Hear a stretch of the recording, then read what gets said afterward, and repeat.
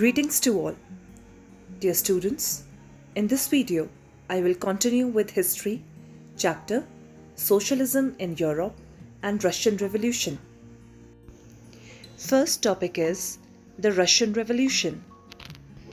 In the October Revolution of 1917, socialists took over the government in Russia. The fall of monarchy in February 1917 and the events of October were termed as the Russian Revolution. The Russian Empire in 1914. In 1914, Tsar Nicholas II ruled Russia and its empire. At the beginning of the 20th century, Russian population was dominated by agriculturists. St. Petersburg and Moscow were prominent industrial areas. Many factories were set up in the 1890s when Russia's railway work was extended and foreign investments in industry increased. Large factories were supervised by the government to ensure minimum wages and limited hours of work. Workers were a divided social group. They were also divided by their skill. Despite divisions, workers united to stop work when they disagreed with employers about dismissals or working conditions. Peasants cultivated most of the land, but the nobility, the crown, and the Orthodox Church owned large properties. Nobles got power and position through their services to the Tsar. In Russia, peasants wanted the land of the nobles to be given to them. Russian peasants were the only peasant community which pooled their land and their commune divided it. Socialism in Russia. All political parties were illegal in Russia before 1914. The Russian Socialist Democratic Workers' Party was formed in 1898 by socialists who represented Marx's idea. It struggled to give peasants their rights over land that belonged to nobles. Some Russian socialists felt that the Russian peasant custom of dividing land periodically made them natural socialists. So, peasants, not workers, would be the main force of the revolution, and Russia could become socialist more quickly than other countries. Social Democrats disagreed with socialist revolutionaries about peasants. Lenin felt that peasants were not one united group. Some were poor and others rich. Some worked as laborers while others were capitalists who enjoyed workers. Given this differentiation within them, they could not all be part of a socialist movement. This party was divided into Bolsheviks and Mensheviks. Vladimir Lenin, who led the Bolsheviks group, thought that in a repressive society like Tsarist Russia, the party should be disciplined and should control the number and quantity of its members. The 1905 revolution. Russia was an autocracy, and even at the beginning of the 20th century, the Tsar was not subject to parliament. During the revolution of 1905, Russia, along with the Social Democrats and Socialist revolutionaries, worked with peasants and workers to demand a constitution. For Russian workers, bad times started from the year 1904 as prices of essential goods rose and their real wages declined by 20%.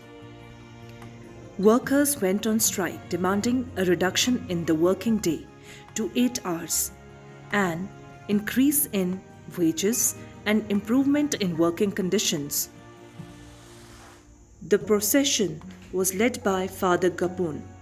This procession was attacked by the police and Cossacks when it reached the Winter Palace. The incident, known as Bloody Sunday, started a series of events which resulted in the 1905 revolution. During the 1905 revolution, the Tsar allowed the creation of an elected consultative parliament or Duma. The Tsar dismissed the first Duma within 75 days and the re-elected second Duma within the 3 months. He did not want any questioning of any authority or any reduction in his power. He changed the voting laws and packed the third Duma with conservative politicians. Next topic is the First World War and the Russian Empire. In 1914, war broke out between two European alliances. This was the First World War. The war became popular, and as it continued, the Tsar refused to consult the main parties in the Duma. The support wore thin. The First World War was different on the Eastern Front and on the Western Front. Between 1914 and 1916, Russian army lost badly in Germany and Austria. Russian army destroyed crops and building to prevent the enemy from being able to live off the land. The country was cut off from other suppliers of industrial goods by German control of the Baltic Sea. Railway lines began to break down by 1916. For the people in the cities, bread and flour became scarce. By the winter of 1916, the riots at bread shops were common. Next topic is the February Revolution in Petrograd. In the winter of 1917, conditions in the capital Petrograd were grim. In February 1917, food shortages were deeply felt in the workers' quarters. On 22 February, a lockout took place at a factory in the city. The next day, workers in 50 factories called a strike in sympathy. Women also led and participated in the strikes. This came to be called the International Women's Day. The government imposed a curfew, as the fashionable quarters and the official buildings were surrounded by workers.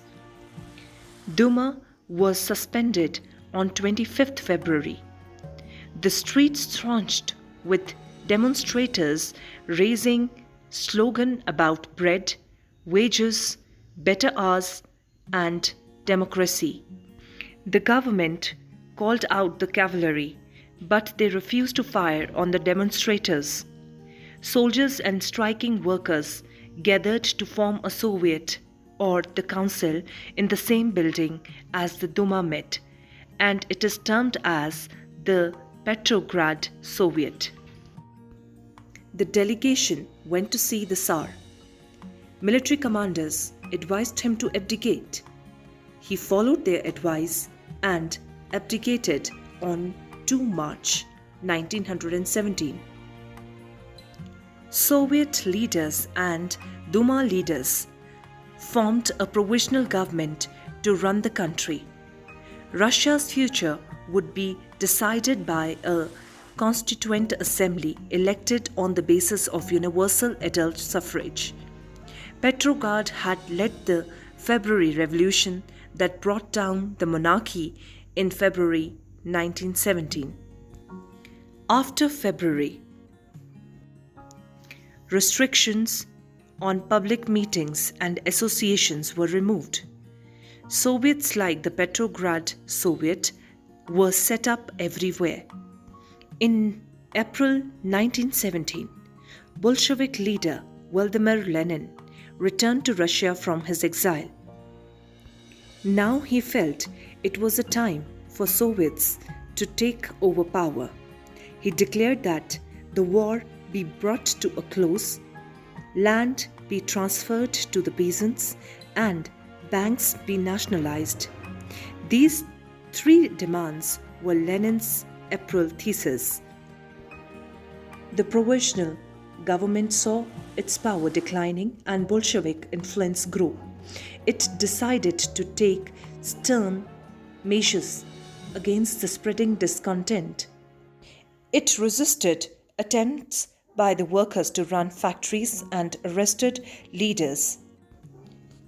Peasants and the socialist revolutionary leaders pressed for a redistribution of land. Land committees were formed and peasants seized land between July and September 1917. Thanks for watching video. God bless.